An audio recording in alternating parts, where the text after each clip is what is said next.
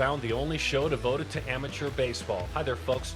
My name is Darren Sutton. This is Perfect Game Weekly, presented by Rawlings. Glad you found us, too. We've got a great show this week. Let's start with Royce Clayton, longtime Major League shortstop, now a dad, a perfect game dad, and a high school coach in Southern California. Southern California is where Kassies Thomas also resides. He's a Duke commit. He's a 2022. He started his PG journey many years ago at an event in Compton, California. We're excited to get to know him. Also excited to go to the other coast and talk with Valentin, a young and gifted athlete who has saved his own funds, who has written his own story, and the 2023 has taken advantage of attending Perfect Games World Showcase. But first, baseball season. It's now high school, college, junior college season. Let's go on a little bit of a road trip to get things started to the southeast. We'll see PG's number 2 team in the country, IMG Academy, next week at PG's High School Showdown. And if early scouting reports are accurate, it could be an incredible show. Let's start with Elijah Green. Turn the sound up on this one.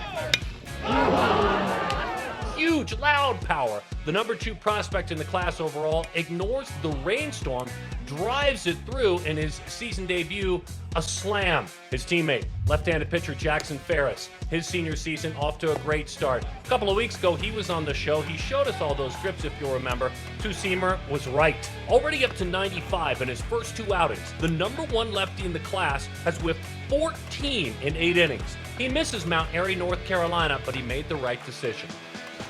Buford, Georgia, the number 1 right-hander in the class, Lesko, looked like Dylan Lesko. 2 innings for the number 3 overall prospect in the Vandy commit in the 2022 class. His engine's revved up, but what would you expect? This is a young man who's dominant. He's also efficient. He remains in complete control. He idolizes another Vandy guy, Walker Buehler, and quick reminder, this is a 4.0 in the classroom.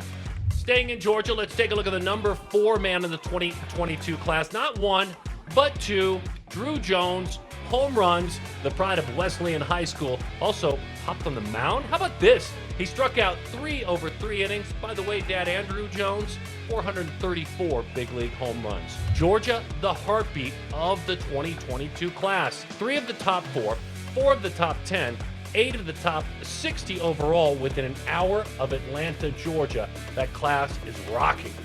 Back to Florida for a look at an Alabama commit and a former 2023 reclassified Walter Ford, Pace High School, 2-way star, all the tools on display over the last week. On the mound, 97, struck out 9 over 4 at the plate. A couple of bombs, including an opposite field grand slam. Not too bad for a kid who should just be starting his junior season. Speaking of hot starts, let's transition quickly to 2 guys starting their respective careers off ridiculously strong. One at the high school level, one at the college level. First, in Mississippi, Jackson Prep's freshman sensation Konnor Griffin, the number 1 overall in the 25 class, had an incredible start to his high school pitching career, yet to give up a hit, has whiffed 10 in his first 5 innings. He's also right now got a 588 on base at the plate over his first 17 plate appearances, keeping an eye on Konnor Griffin. And how about Tommy White, formerly of IMG, currently NC State, and one of PG legendary scout David Ronsley's favorite players. What a ridiculous start to his college career. Check this out. In the Wolfpack season opening series against Evansville, the freshman, 9 for 14, with 5 home runs, 5. PG All-American, the son of Thomas and Stacy. His travel ball, Florida Burn. Mark Guthrie runs that program. For all you older folks out there that are watching him hit, think 80s slugger Bob Horner.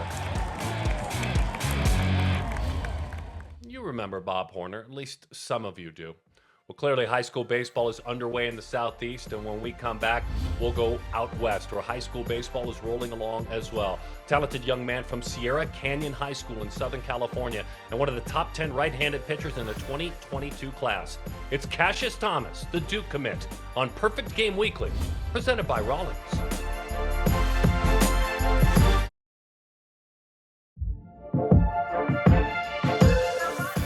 And we welcome you back to Perfect Game Weekly, presented by Rawlings. Shifting gears to Southern California right out of the gates. One of my favorite young athletes to talk to is Kassius Thomas. Now, Kassius, talented right-handed pitcher, top 10 amongst right-handed pitchers of the 2022 class, and Duke commit.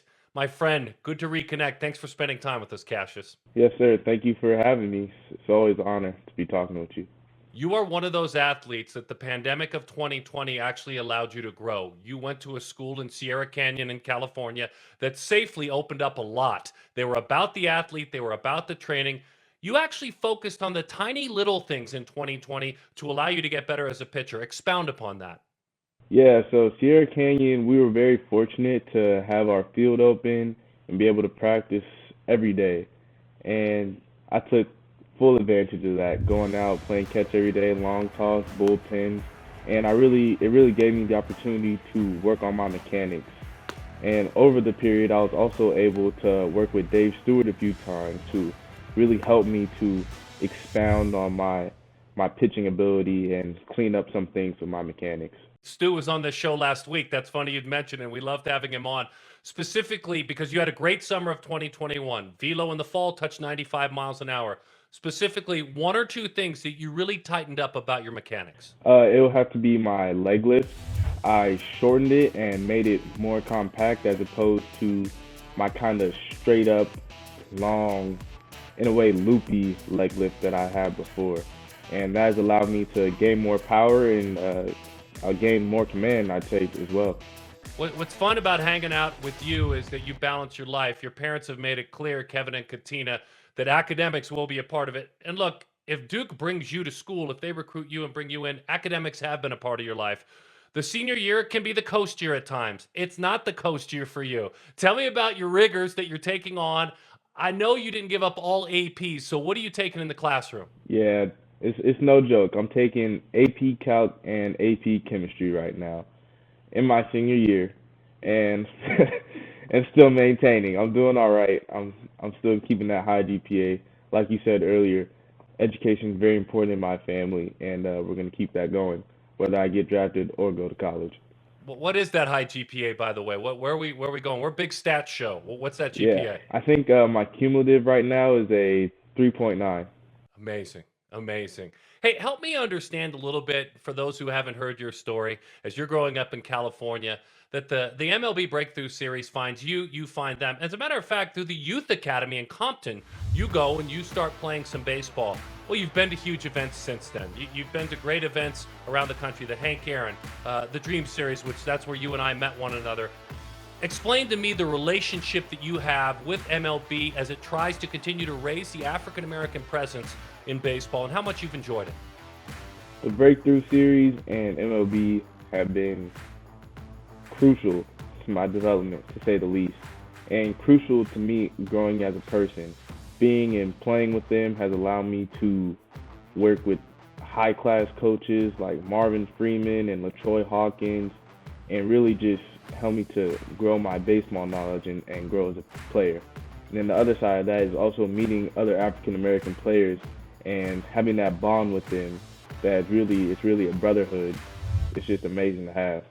Locally, you give back too. Club 42 is a great group. I don't know if you knew this, but I know them very, very well. Tell me a little bit about Club 42 locally, how you've brought into the classroom, onto the field, those who might not want to be able to play. You've been a big part of it. Tell me about your vision and how you've helped out Club 42 and how maybe they've helped you. Yo, let me start from the beginning. Club 42, I've been playing with them for years. I mean, since I was maybe 13 years old. So I've done a lot of stuff with them. We've done even a few community service things and just always looking to give back to the community. And Club 42 has done an excellent job at that. And then again, great coaches and great people on that team and made really lifelong connections. So I send a big thank you to 42. Hey, photography. I got to know everything about where you're at, your passion for grabbing a camera, taking it where you go. What drew you into that art, and what do you plan to do with it? Man, I've always kind of liked photography. I'm not really sure where this passion sprouted from, but ever since I was in, I say even middle school, I was asking my parents to get me a camera, and I just go out and be taking pictures of really anything I could find that looked nice, and I carried that on with me into high school. So I take pictures of my friends all the time. I even have a old video camera now. If you go in my room, there's about 10, 12 cameras just sitting on a shelf. I have old VHS cameras, I got new ones, but I just like to kind of, in a way, vlog what I'm doing, just going out with friends. So I can look back at it one day and maybe show my kids even. But it's just something I really have fallen in love with.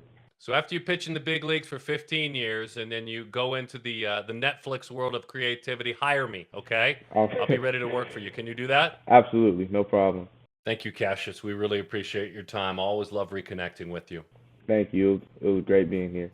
Kassius Thomas, going to Duke, or maybe going to a big league organization near you. Only time will tell.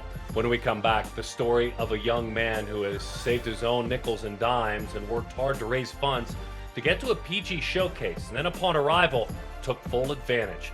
The story of Alex Valentin writing his own story with a gifted left arm on Perfect Game Weekly, presented by Rawlings.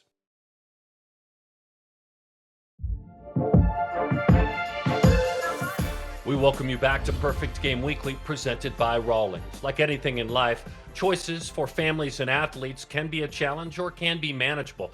Take the example of Hollywood, Florida-based 2023 left-handed pitcher Alex Valentin. No showcase, in this case the World Showcase, the crown jewel for PG, a challenge. But he, in an old-fashioned way, went to work fundraising and getting together, saving all the money he could save to find his way there. But did he perform upon arriving at the World Showcase? Let's meet this man. My name is Alex Valentin, and I'm the most underrated 2023 player in the country.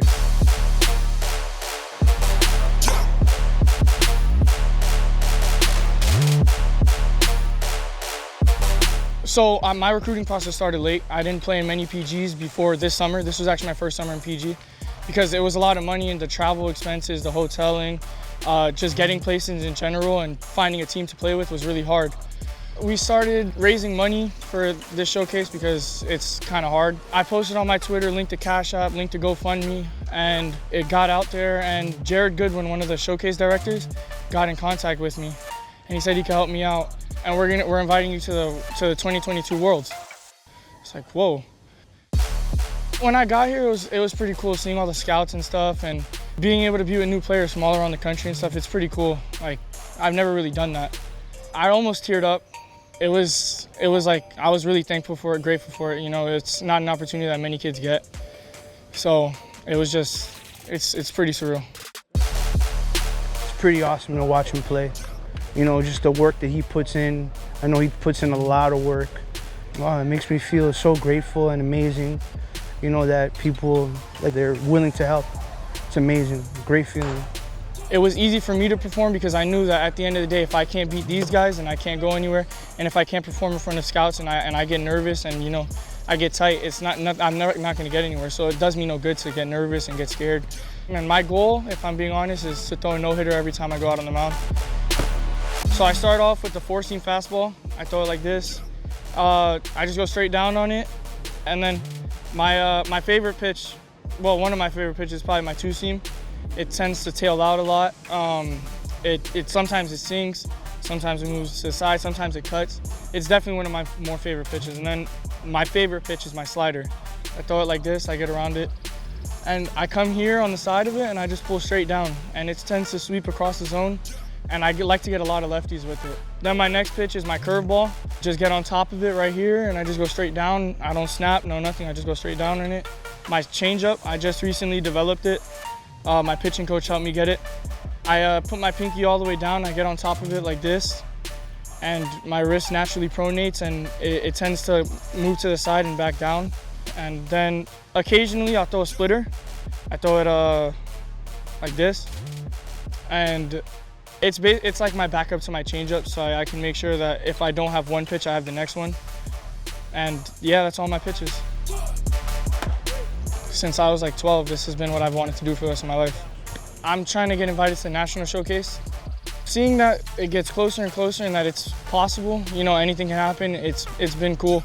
Knowing that I have a lot of people supporting me and taking me under their arms to help me out and get me out here is pretty cool. It's been hard to get here, but we got here, and I'm really thankful for them. So I just wanted people to know, you know, my name, let them know who I am, and see how far I can go in this game.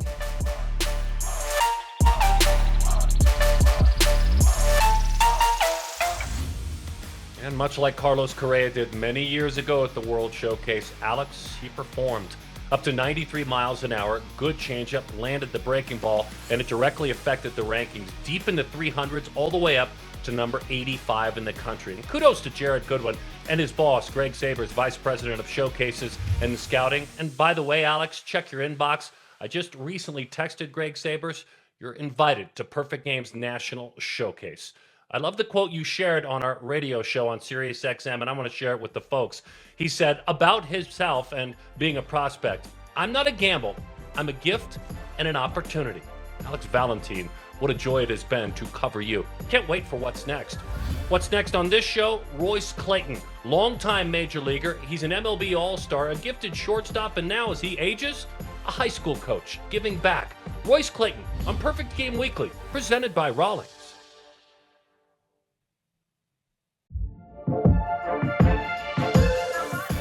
We welcome you back to Perfect Game Weekly, presented by Rawlings. A man who played 17,000 plus innings at shortstop in the big leagues joins us now, and he's also the head coach at Oaks Christian, Westlake Village, California, Royce Clayton. Royce, thanks for spending time with us. We really appreciate your insights.